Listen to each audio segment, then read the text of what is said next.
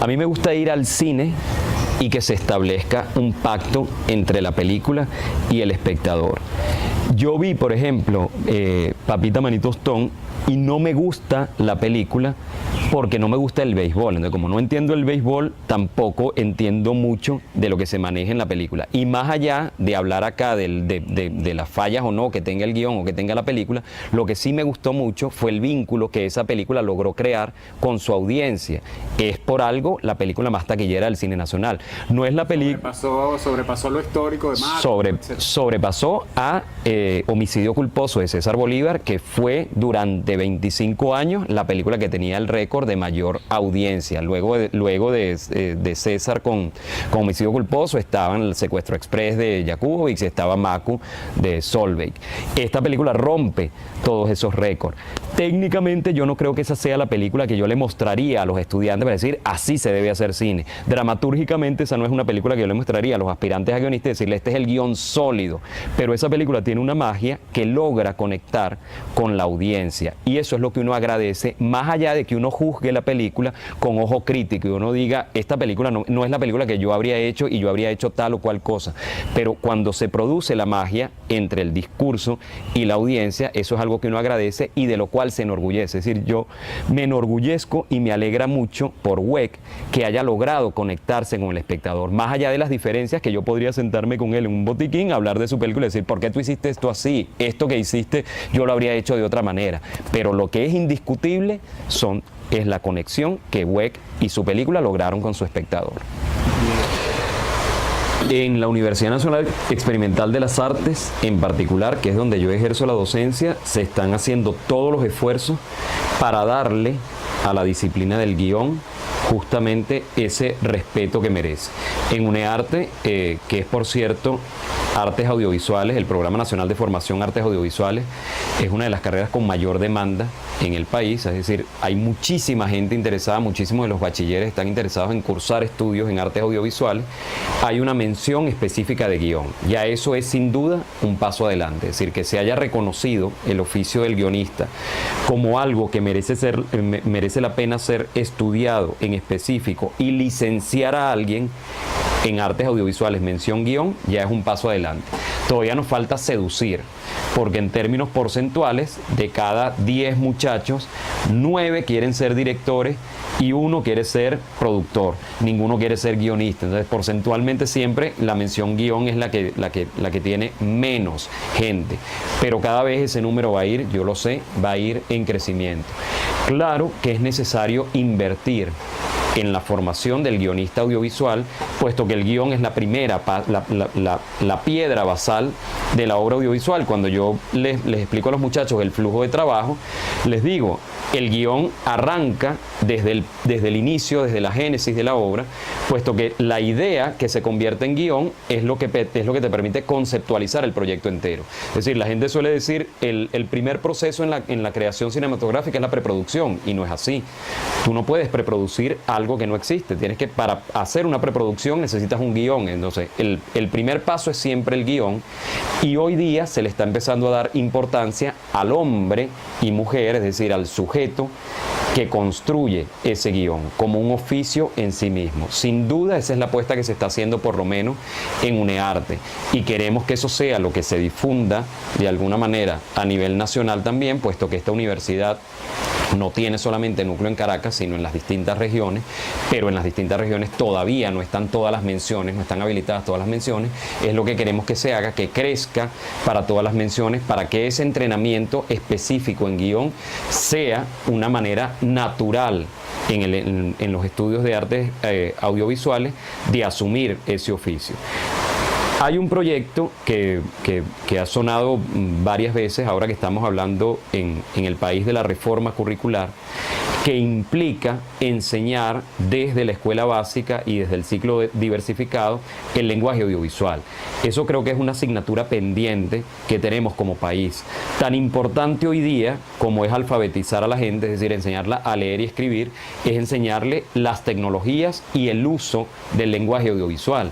Porque hoy día más nivel de penetración que la palabra escrita, que un diario, que un texto, lo tiene el lenguaje audiovisual. La mayoría de las comunicaciones hoy día se está establecen de un modo audiovisual. Este fenómeno que veíamos de los youtubers, pues todo el fenómeno YouTube, todo el fenómeno internet, todo el fenómeno Instagram, Twitter, etcétera, exige que nosotros empecemos a preparar a nuestra población, indistintamente de que esa población tenga o no vocación artística, que los empecemos a preparar en el uso, en la recepción y emisión a través del lenguaje audiovisual, porque ese es el lenguaje con el que se van a comunicar. Entonces, si todo el mundo tiene derecho a expresarse y el audiovisual es un modo de expresión, nos corresponde a nosotros como Estado empezar a enseñarle a la gente el uso de ese lenguaje audiovisual como medio de expresión. Obviamente, si nosotros gozásemos de una base, de una población que ya estuviese entrenada en el uso del lenguaje audiovisual, formar guionistas sería simplemente un paso más allá. Es decir, para aquellos que además de expresarse de manera natural, lo van a hacer de manera dramatúrgica para narrar historias, por ejemplo. En el cine nacional, y creo que es un fenómeno que no es exclusivo del cine nacional, creo que es algo que aplica a cualquier cinematografía, la literatura siempre va a estar presente, consciente o inconscientemente. Es decir, conscientemente sí se está trabajando mucho sobre textos de autores tanto reconocidos como de autores noveles. Ahorita, por ejemplo, se está llevando al cine una adaptación de Blue Label, que es una novela de un autor joven venezolano, una novela contemporánea muy reciente, pero también se sigue acudiendo, obviamente, a los clásicos. Al mismo tiempo que se está haciendo Blue Label, hay una gente trabajando en una nueva adaptación, por ejemplo, para la televisión de Doña Bárbara, digamos, nuestro texto canónico. Pero más allá de lo que se hace conscientemente, la literatura va a ser siempre una fuente inconsciente, porque aún en la historia que uno considera que es más original, están los rastros de todo ese bagaje cultural que uno tiene, tanto de lo que uno ha leído como de lo que ha absorbido por lo que han leído los demás, es decir, por lo que uno ha visto por otros medios y que le ha llegado.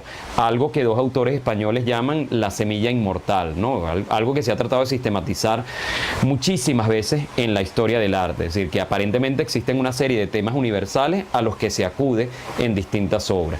En el cine nacional actualmente creo que permean ambas corrientes, tanto la adaptación consciente de la fuente literaria, que nunca se ha abandonado y que creo que no se va a abandonar jamás, porque ciertamente hay muchos libros que exigen una adaptación al audiovisual y el cineasta por lo general se nutre de la literatura y cuando lee un libro lo imagina ya en película. Creo que la literatura jamás va a dejar de ser una fuente para el audiovisual, como el inconsciente, ese inconsciente que se maneja con eso que todos hemos leído o nos ha llegado de la literatura de alguna manera.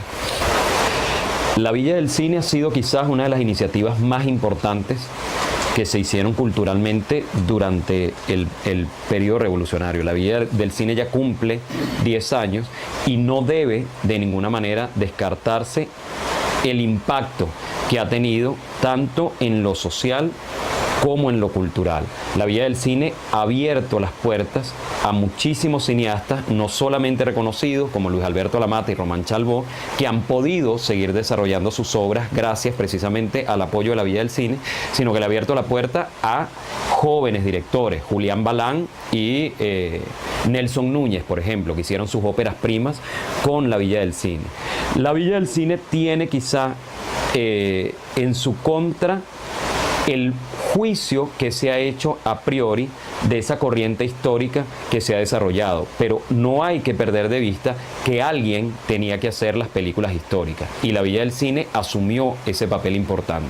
No creo que sea justo juzgar solamente por la calidad de las películas a la institución, porque la calidad de las películas tiene también mucho que ver con la responsabilidad del propio cineasta que asumió esa tarea, más allá de la institución. No creo que a la institución se le deban achacar los errores que son imputables en cualquier caso al cineasta que asumió una película. Es decir, si una película fracasa, no creo que la culpa sea de la Villa del Cine como ente de producción estatal. Puede que la responsabilidad esté más en ese cineasta que asumió esa obra en particular, pero la Villa del Cine como política cultural a mí me parece un gran acierto y me parece que el impacto que ha tenido es sumamente positivo. Que gente como los hermanos Luis y Andrés Rodríguez, que hicieron Brecha en el Silencio, su ópera prima de ficción, lo hayan hecho con la Villa del Cine es un gran acierto. Que Julián Balán haya podido hacer El Infierno de Gaspar Mendoza, una película de género de horror en la Villa del Cine, es un gran acierto. Habla de una una pluralidad que no siempre se dice. Cada vez que se habla de la villa, se habla de la villa como un ente de producción, como si fuese una especie de ente ideologizante que el Estado creó para meterle a Bolívar a la gente a la fuerza. Y es totalmente falso. Es totalmente falso. A veces uno ve el resultado en pantalla y dice, hey, esta película se le expolió, claro, o es totalmente contraria a un discurso nacional incluso. La Villa del Cine, si algo ha demostrado, es pluralidad, tanto en los temas como en el abordaje de esos temas. Que la Villa del Cine se haya atrevido a financiar, a producir una obra de corte fantástico como El infierno de Gaspar Mendoza, y además se la haya confiado a un director Nobel, a la ópera prima de Julián Balán, ya nos habla de una política verdaderamente arriesgada y, a mi modo de ver, acertada. Yo creo que el balance de los primeros 10 años de la Villa del Cine es positivo. En 10 años la cantidad de producciones, tanto en ficción como en documental, es bien importante. Con la Villa del Cine se suele juzgar las películas históricas porque son las que hacen más bulla, porque son las que tienen los estrenos grandilocuentes.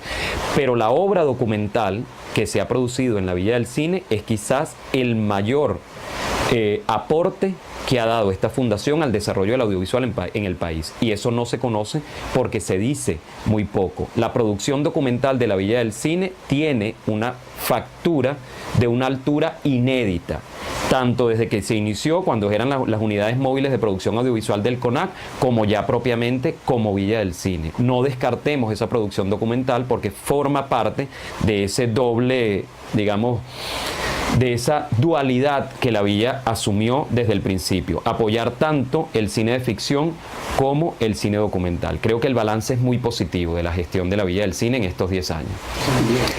Sí, el cine nacional siempre, el cine en general y el cine nacional en particular, siempre va a tener una audiencia. Es decir, las audiencias siempre van a ser mixtas, las audiencias siempre van a ser heterogéneas. En todo momento en este país va a haber gente a la que le gusta un cine culto, un cine de arte y ensayo, va a haber gente que usa el cine simplemente como un vehículo de evasión, va a haber gente a la que le gusta el cine venezolano porque se siente identificada con la que ve en la pantalla, y va a haber gente que lo rechaza porque dice, yo estoy harto de ver la realidad del país en la calle como para también verla en el cine. Creo que eso va a estar siempre allí. Siempre hay que contar con que la audiencia existe, es decir, porque la audiencia siempre va al cine, si no las salas habrían desaparecido. Es decir, si no existiese audiencia para el cine, las salas habrían desaparecido, y lejos de desaparecer ha habido un incremento en el número de salas. Es decir, cada vez que se abre un centro comercial, se abre un centro comercial con 8 salas de cine, y esas 8 salas de cine evidentemente subsisten, es decir, que hay gente que está yendo. Lo que tenemos que tener en cuenta es cómo ha evolucionado ese espectador, esa audiencia del cine. Yo cuando voy al cine ahorita tengo mucho en cuenta que el espectador de cine hoy día ve al mismo tiempo cine y contenidos en el celular. Eso es un fenómeno absolutamente nuevo, eso es un fenómeno inédito, es un fenómeno con el que no contábamos nosotros hace 10 o 15 años. Es decir, tu película, la película que tú como cineasta haces, en este momento compite contra el WhatsApp.